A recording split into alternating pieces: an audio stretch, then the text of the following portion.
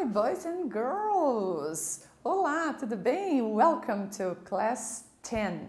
Bem-vindos à aula 10, sexto ano. Hoje nós vamos trabalhar um pouquinho com aquele verbo que todo mundo tem um certo receio, que é o verbo to be. Assunto da aula de hoje, verbo to be na forma afirmativa. A gente vai fazer por partes para ficar mais fácil para vocês entenderem, ok?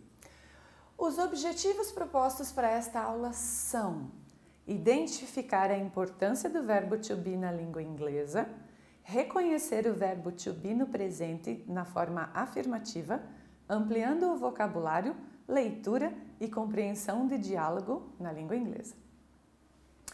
A famosa frase de William Shakespeare: to be or not to be, that is the question. William Shakespeare, eu vou puxar da minha colinha, tá, amigos? Porque não tem como decorar tudo isso, apesar de eu gostar muito de William Shakespeare. William Shakespeare, ele foi um poeta, dramaturgo e ator inglês, tido como o maior escritor da língua inglesa. Olha que bacana! E o mais influente no mundo. Vocês fazem ideia de que ele nasceu em 1554 e ele ainda influencia muito a literatura da língua inglesa e a nossa também, no sentido reflexivo das suas palavras. As peças mais conhecidas dele, as obras na verdade, são Hamlet, Romeu e Julieta e Macbeth. E uma que a gente conhece pelo nome de algumas músicas também, que é Sonhos de uma Noite de Verão. Então, essa frase, ela foi dita na peça A Tragédia de Hamlet. Be or not to be? Ser ou não ser? That is the question. Essa é a questão. Vamos então. Verbo to be. A tradução dele pode ser tanto ser quanto estar. O verbo to be é um dos verbos mais utilizados na língua inglesa e pode ser traduzido como ser ou estar. Não existe uma regra para saber quando ele significa ser e quando ele significa estar. É preciso compreender o significado da mensagem expressa como um todo, para então entender o sentido do verbo na frase. Então, normalmente, a gente vai precisar escutar toda a frase para nós sabermos se é ser ou estar. Mas enquanto estivermos escutando a frase, a gente acaba não traduzindo, a gente acaba entendendo o seu contexto. Então você não precisa traduzir. Na sua cabeça, você já vai saber se é ser ou estar. Mas isso com o passar do tempo, ok, sexto ano? Não é assim de uma hora para outra. O nosso cérebro precisa de um tempo, sim, para transformar. Até porque nós estamos acostumados com a língua portuguesa e o nosso cérebro, ele ainda tende a não querer aprender a outra língua, porque a língua portuguesa para ele é muito mais fácil. O verbo to be é classificado como um verbo irregular, uma vez que não segue as regras de formação do passado simples e do particípio passado.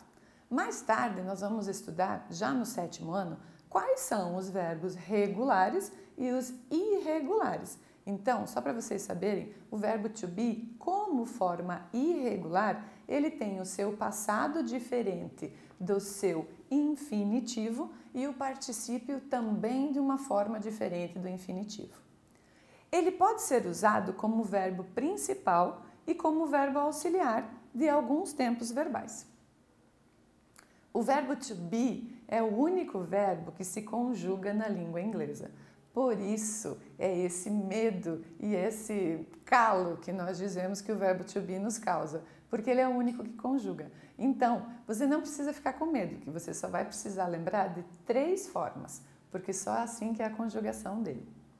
Na forma afirmativa, podemos falar e escrever na forma completa ou na forma contraída. A forma completa é mais usada em linguagem formal. Já a forma contraída é mais usada na linguagem informal. Muito bem, vamos para a conjugação. Lá no início, na nossa primeira aula, nós aprendemos os pronomes pessoais, todos que são iguais a qualquer outra língua. Nós temos então I, que sou eu, you, você, he, ele, she, ela, it, ele ou ela para objetos ou animais. Esse pronome não temos na língua portuguesa. Na língua inglesa, separamos ele para homem ou menino, ela, she, para mulher ou menina e it para objetos e animais. Já na língua portuguesa, não temos. We, nós, you, vocês, mas teacher, o você é igual ao vocês. Quando vocês estiverem vendo uma frase ou ouvindo, vocês vão perceber com o contexto. O complemento dessa frase, ele vai ser ou no singular ou no plural. Então, você saberá qual das duas formas se apresenta. E they, eles ou elas. E a conjugação do verbo to be, então, não será I be, you be, he be, como todos os outros verbos que nós conhecemos, que não há conjugação. Ele precisa conjugar. A conjugação dele, então, para I é am, you are, he is, she is, it is, we are, you are e they are. Você está percebendo que só são 3 formas? O am, que é só para ele, é exclusividade do I. O are, que é para you e todos os pronomes do plural. E o is vai ficar só para os pronomes do singular. O he, she e it. Então, não é difícil. Você precisa memorizar, se concentrar e memorizar o verbo to be. Mais uma vez. I am, you are, he is, she is, it is, we are, you are, they are. Essa foi a forma, vou voltar, essa foi a forma full form, a forma completa, porque eu não preciso de abreviações. Vou lembrar para vocês que as duas formas estão corretas, ok? É que normalmente a full form ela é usada mais em linguagem informal, documentos, livros de escola e assim por diante. Já a linguagem informal, ela usa normalmente a forma abreviada. Ou também, vocês vão observar na internet, em músicas, em mensagens de celular ou de rede social, que as pessoas elas vão abreviar, ok? Olha a conjugação como vai ficar. Nós vamos retirar a primeira letra do verbo conjugado. No último slide, nós tínhamos am, are e is. Nós vamos retirar a primeira letra de cada uma delas. Estão percebendo? I'm, you're, his, she's, it, we're, you're, they're. Olha, a mais complicadinha de falar é they're, porque precisamos puxar um pouquinho do R. Então, conseguem perceber que tiramos todas as primeiras letras? Life is a verb. A vida é um verbo. Vocês podem perceber que nós já conjugamos aqui life is a verb. Is. Se nós trocarmos, vocês já aprenderam isso provavelmente com a professora de língua portuguesa. Se nós já trocarmos o nome life, que quer dizer vida, pelo pronome, quem é life? É ela, certo? Porém, life não podemos usar com she, devemos usar com it. Então, por isso, a conjugação do life ficou is. A vida é, porque trocamos, ok? Quem disse isso foi Charlotte Perkins Gilmore. Então, vamos lá. Fiz vários exemplos para vocês perceberem a conjugação do verbo to be e quando usamos. E quando ela tem o sentido de ser e quando ela tem o sentido de estar. I am a doctor. I am a doctor. Eu sou médica. Vocês perceberam que aqui entrou o sou? E eu deixei essa frase com a full form, com a forma completa. I'm at home. I'm at home. Eu estou em casa. Nesse momento, a frase tem o sentido de estar. Mas quando eu estou lendo, e vocês vão perceber isso também, quando vocês estiverem lendo, vocês vão perceber que não precisa traduzir, você vai conseguir entender, ou quando alguém estiver falando com você. He is a soccer player. He is a soccer player. Ele é um jogador de futebol. Deixei novamente na full form para vocês observarem. He's at school. He is at school. Ele está na escola. Novamente com a forma de estar. She is my friend. She is my friend. Ela é minha amiga. Deixei novamente a frase no full form, completa, e ela quer significar ser. She's tired. She's tired. Ela está cansada. Perceberam? Agora nós temos como estar. What's that? It's a turtle. What's that? It's a turtle. O que é aquilo? É uma tartaruga. Colocamos o it para indicar que é ele ou ela. Nós não, normalmente numa frase em língua portuguesa, nós não falamos ela é uma tartaruga.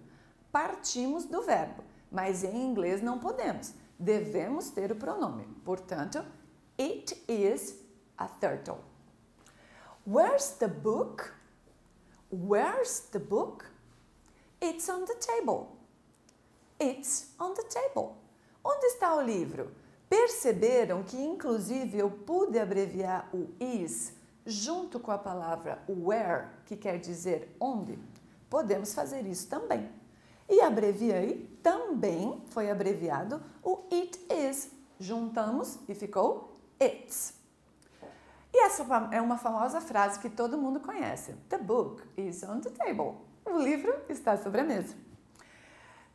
We are students. We are students. Nós somos estudantes. Então, ela está com uma forma de ser. Juntei.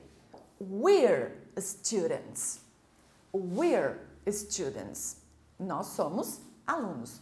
Tanto faz. Você pode falar estudantes ou alunos. We are on the bus. We are on the bus. Nós estamos no ônibus.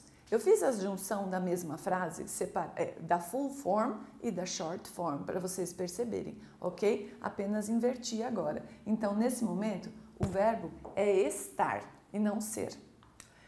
You are great teachers. Vocês são ótimos professores. You are great teachers. Vocês são ótimos professores. Verbo ser. You're hungry.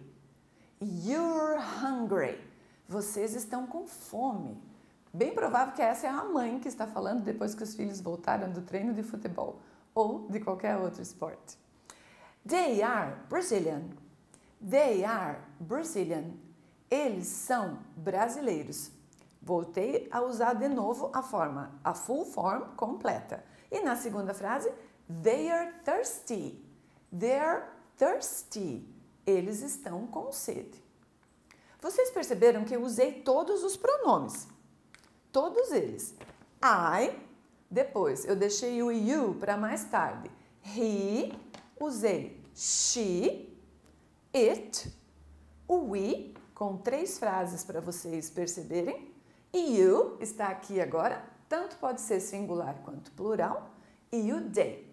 Todas as conjugações, estão aqui. Aí, coloquei para vocês um exemplo de como o verbo to be se encaixa dentro do contexto e numa frase um pouco maior. We are not nouns, we are verbs. Nós não somos substantivos, nós somos verbos. I am not a thing, an actor, a writer. I am a person who does things. I write, I act. And I never know what I'm going to do next. I think you can be imprisoned if you think of yourself as a noun. Eu não sou uma coisa, um ator ou um escritor. Eu sou uma pessoa que faz coisas. eu escrevo, eu atuo. E eu nunca sei o que eu vou fazer depois, ou a próxima coisa que eu possa fazer. Eu acho que eu posso ser aprisionado, você pode ser aprisionado se você pensar em você mesmo somente como um substantivo. Quem falou isso foi o Stephen Fry. Ele é ator, comediante, ele fez alguns filmes com o Mr. Bean. Ele é muito conhecido na Inglaterra. Ele é inglês e também fez alguns programas de televisão nos Estados Unidos. Mais uma frase contextualizada. I am strong because I know my weaknesses. Eu sou forte. Vocês perceberam que nessa frase não estamos com a forma abreviada? Está com a full form, com a forma completa. Eu sou forte porque eu conheço as minhas fraquezas. I am beautiful because I am aware of my flaws. Eu sou bonita porque eu sei das minhas diferenças. I am fearless because I learned to recognize illusion from real. Eu tenho medo ou eu sinto medo porque eu aprendi a reconhecer ilusão do real. I am wise because I learned from my mistakes. Eu sou sábia porque eu aprendi com os meus erros. I am a lover because I hate fell hate. Eu sou uma pessoa que ama, um amante da vida, porque eu aprendi porque eu tenho sentido ódio. E I can laugh because I can know sadness. Eu posso rir porque eu conheci a tristeza.